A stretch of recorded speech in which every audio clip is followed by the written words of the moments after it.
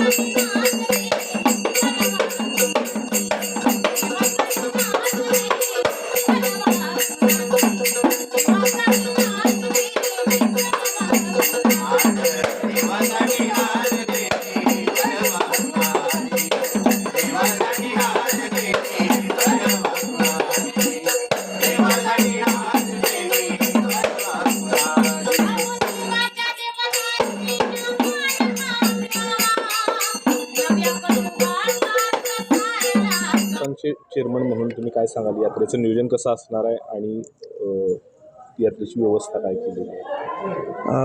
महाराष्ट्राचा आराध्य दैवत श्री मल्हारी मासाकांताची यात्रा ही 11/1/2025 शनिवार दिन या रोजी संपन्न होत आहे.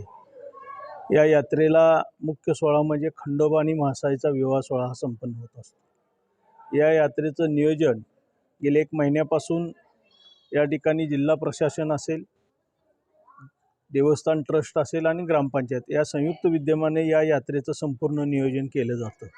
परवा दिवशीच या ठिकाणी या जिल्ह्याचे नूतन जिल्हाधिकारी सन्माननीय संतोषजी पाटील साहेबांच्या अध्यक्षतेखाली मीटिंग संपन्न झाली आणि गेल्या पहिल्या मीटिंगला जी काही कामं यात्रेच्या अनुषंगाने जी काही सुचवली होती त्याचा सगळा फीडबॅक त्या यात्रेच्या अनुषंगाने घेतला गेला. सर्व विभागानं या ठिकाणी अतिशय चांगल्या पद्धतीची कामं या यात्रेच्या अनुषंगानं परिपूर्ण केलेली आहेत आणि त्यामुळं ही यात्रा सुलभतेने होण्यासाठी प्रशासनाचं सहकार्य, ग्रामस्थांचं सहकार्य, देवस्थान ट्रस्ट असेल, ग्रामपंचायत असेल, या सर्वांचं या निमित्तानं सहकार्य अतिशय चांगल्या पद्धतीचं असतं. सालाबादप्रमाणे ही यात्रा शनिवारी 11 तारखेला होत असताना गोरज मूर्तवळ या यात्रेचं या ठिकाणी मुख्य सोहळा खंडोबा आणि म्हासाईचा विवाह सोहळा संपन्न होतो. या विवाह सोहळ्याला राज्यातून परराज्यातून लाखो भाविक येत असतात.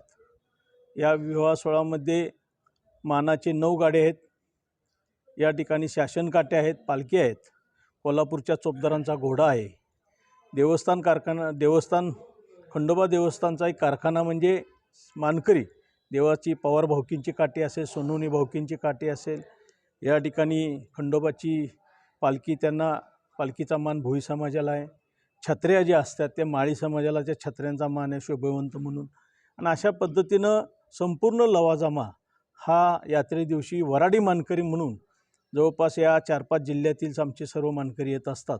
मानाचे गाडे, शासनकाट्या, पालख्या आणि हा संपूर्ण विवाह सोहळा होत असताना हे सर्वजण आपल्या वाड्यापासून या ठिकाणी मिरवणूक सुरू होत असताना सकाळी येऊन आम्हाला भेट देतात आणि आम्ही लग्नासाठी आलो आहे असं एक येऊन भेटून आम्हाला सांगतात. तिथं त्यांचा चहापान होतो आणि जवळपास 1:30 वाजता या यात्रेची मुख्य मिरवणुकीची सुरुवात होती. ही मुख्य मिरवणूक होत असताना तारळी नदीच्या वाळवंटातून ही मिरवणूक होत असते. वाड्यापासून मिरवणूक निघते, वाळवंटातून मंदिरात येते. मध्यंतरीच्या गेल्या वर्षी आम्हाला या वाळवंटामध्ये तात्पुरता एक तारळी नदीवर पूल करावा लागायचा आणि तो यात्रा झाल्यानंतर मोडावा लागायचा पाण्यामुळं. तर आमच्या या राज्याचे माजी मंत्री, माजी आमदार बाळासाहेब पाटील साहेबांच्या माध्यमातून त्या पुलाला जवळजवळ 2.25 कोटी रुपयाचा निधी मिळाला आणि तो परिपूर्ण पूल अतिशय चांगल्या पद्धतीने मिरवणूक मार्गासाठी आणि इतरही त्याचा केवळ यात्रेसाठीच उपयोग नसून इतरही दिवशी जे भाविक देवदर्शनासाठी येतात त्यांचं वाहन पार्किंग त्या पुलावरून त्या वाळवंट पात्रामध्ये होत असतं. आणि या देवस्थानला ब वर्ग दर्जा मिळालेला आहे. माननीय माजी आमदार बाळासाहेब पाटील साहेबांच्या, जयंत पाटील साहेब, आमचे स्नेही बंटी पाटील साहेब असतील, अजितदादा असतील, या सर्वांच्या माध्यमातून ब वर्ग दर्जा या देवस्थानला मिळालेला आहे. या देवस्थानला ब वर्ग दर्जातून अनेक विधायक विकास कामं, सुविधा भाविकांच्या दृष्टिकोनातून आम्ही परिपूर्ण करण्याचा प्रयत्न केला आहे. भविष्यातही अजून अनेक कामं या देवस्थानच्या सुविधा आणि भाविकांच्या सुविधेसाठी करण्याचा आमचा मनोदय आहे. या ठिकाणी ही मिरवणूक देवळात आल्यानंतर मुख्य खंडोबा आणि म्हासाईच्या मूर्त्या ह्या मी स्वतः मुख्य मानकरी आणि माझ्याबरोबर आमचे पाटील इतर गावातील 4 मानकरी आहेत, त्यांच्या समवेत आम्ही ह्या मूर्त्या खंडोबाच्या पालखीमध्ये ठेवल्या जातात. त्याच्यानंतर ही पालखी प्रदक्षिणा घालत असताना खंडोबाच्या मुख्य स्थानाच्या पाठीमागची प्रभावळ, हा प्रभावळसुद्धा त्या पालखीच्या पुढं असते. त्याचा मान वाघे मुरळी समाजाला आहे. ती प्रभावळ पुढं जाते, पालखी नंतर जाते आणि मग पालखीतून खंडोबाच्या मूर्त्या आणि म्हासाईच्या मूर्त्या ह्या आम्ही मानकरी, मी व आमचे सर्व मानकरी, आम्ही शिवणकरांचा गाडा आहे सांगली जिल्ह्यातला, तो त्या गाड्यामध्ये बसवलं जातं आणि तिथून मूळ सज्जा जो खंडोबाच्या मंदिराच्या बाहेर आहे त्या सज्जामध्ये आपल्या देवस्थानचा रथ 19 फुटाचा सागवानी रथ बनवलेला आहे. त्या रथामध्ये आम्ही मूर्ती घेऊन त्या ठिकाणी विराजमान होतो आणि या ठिकाणी मिरवणुकीला सुरुवात होते आणि परत त्याच मार्गानं मिरवणूक जाते आणि गावाच्या मध्यभागी उत्तर वाळवंटाच्या पात्रातून मिरवणूक जात असताना लाखो भाविक हे खंडोबाच्या विवाह सोहळ्याला उपस्थित असतात.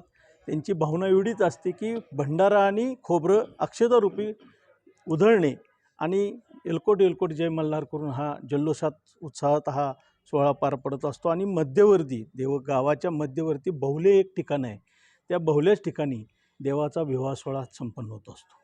विवाह सोहळा म्हणजे अतिशय आपल्या घरच्या विवाह सोहळ्यागत असतं की त्या ठिकाणी उपाध्ये म्हणून आमचे पोरे असतात, ते मंगलाष्टका म्हणतात. पुजारी मंडळी आमचे त्या ठिकाणी असतात. देवाच्या मूर्त्या तिथं बहुल्यावर गेल्यानंतर आंघोळ घातली जाते. अंतरपाट धरून त्या ठिकाणी अक्षदा म्हणून मग त्या ठिकाणी लग्न लागतं. ज्या पद्धतीनं आपला रुखवत असतो तो रुखवतसुद्धा आमच्या आमची घरातील मुलगी असेल, पुतणी असेल, ही कुरवली म्हणून येत असतात.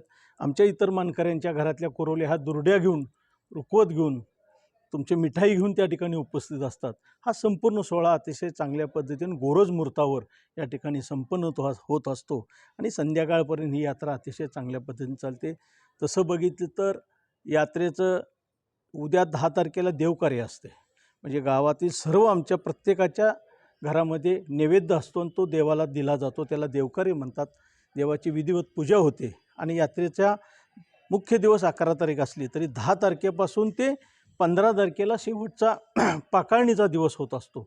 आणि पाकाळणी दिवशीसुद्धा सर्व आमच्या गावातील सर्व ज्या काही कुटुंब आहेत ते कुटुंब आपल्या देवाला सकाळपासून त्या ठिकाणी आंघोळ घातली जाते आणि दुपारी 11 नंतर साधारणतः देवाची आंघोळ बंद करून पूजा करून नैवेद्य दिवटी बुदलीसह नैवेद्य त्या ठिकाणी गावातील प्रत्येक कुटुंबातील व्यक्ती आपल्या घरातील सुना असतील, माहेरवाशी कोण असतील त्या सगळ्या येऊन या ठिकाणी देवाला या ठिकाणी नैवेद्य घेऊन येत असतात, दर्शन घेत असतात. ती खऱ्या अर्थानं शेवटचा दिवस पाकाळणीचा हा यात्रेचा असतो. प्रशासनाच्या वतीनं सुद्धा पोलीस प्रशासन असेल यांच्या वतीनं सुद्धा अतिशय चांगल्या पद्धतीचं नियोजन, महसूल विभाग असेल, आरोग्य विभागाचं सुद्धा अतिशय चांगल्या पद्धतीचं काम आहे. तुमच्या MSEBीचं विद्युत मंडळांसुद्धा या गावामध्ये ज्या काही अडचणी आहेत विद्युतच्या संदर्भामध्ये, इलेक्ट्रिक पोलच्या, ते सुद्धा अतिशय नीटनेटकं केलेलं आहे. तुमच्या ST परिवहन महामंडळ असेल, या ठिकाणी प्रत्येक विभागानं आपापली जबाबदारी, बांधकाम विभाग असेल, आरोग्य खाते असेल, पाणीपुरवठा खाते असेल, या सर्वांचं नियोजन यात्रेच्या अनुषंगाने केलं जातं. 350-400 वर्षापूर्वीपासूनची यात्रेची परंपरा आणि इतिहास असलेलं हे देवस्थान आहे. ह्यावेळेस जिल्ह्यात सगळ्यात जास्त मंत्रिपदं मिळालेली आहेत. एक ट्रस्टी म्हणून किंवा एक देवस्थानचे चेअरमन म्हणून तुम्ही त्यांच्याकडनं काय अपेक्षा ठेवता? हे बघा, हे फार प्राचीन काळापासूनचं मंदिर आहे. या मंदिराला, या सोहळ्याला, या उत्सवाला फार फार महत्त्व आहे. ज्यांनी आपले स्वराज्य रक्षक, ज्यांनी स्वराज्य घडवलं ते छत्रपती शिवरायांच्या पदस्पर्शानं पावन झालेली ही पालीभूमी आहे. आणि या निमित्तानं या देवस्थानला अनेक आत्तापर्यंतच्या मान्यवर लोकप्रतिनिधींनी मोलाचं सहकार्य केलेलं आहे. आता या ठिकाणी झालेल्या सातारा जिल्ह्यामध्ये जवळपास 4 मंत्री महोदय झालेले आहेत. पर्यटन मंत्री नामदार शंभूराज देसाई साहेब आहेत, आदरणीय छत्रपती शिवेंद्र बाबा आहेत, बांधकाम मंत्री आहेत, नूतन मंत्री आमचे मित्र नामदार मकरंद आबा पाटील हे मदत पुनर्वसन आहेत, तसेच माननीय नामदार जयकुमार गोरेभाऊ हे ग्रामविकास मंत्री. हे अतिशय महत्त्वाचे विभागाची खाती शासनाची आमच्या जिल्ह्याला या ठिकाणी मिळालेली आहेत. मला अपेक्षा आहे की या निमित्तानं आमचे सर्व मंत्री महोदय या जिल्ह्यातील, या महाराष्ट्रातलं एक प्रसिद्ध असं देवस्थान खंडोबा देवस्थान आहे. या देवस्थानाला शासनाकडे आम्ही पूर्वीच ब वर्ग दर्जा मिळवलेला आहे.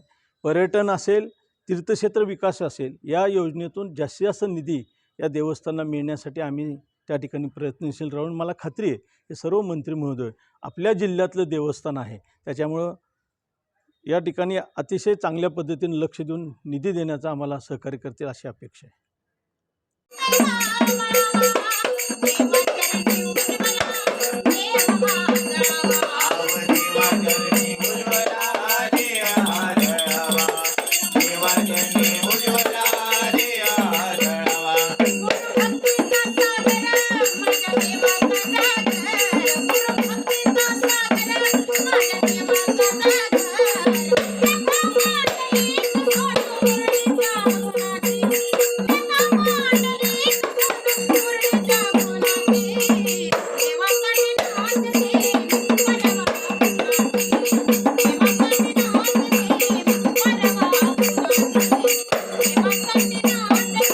Thank you.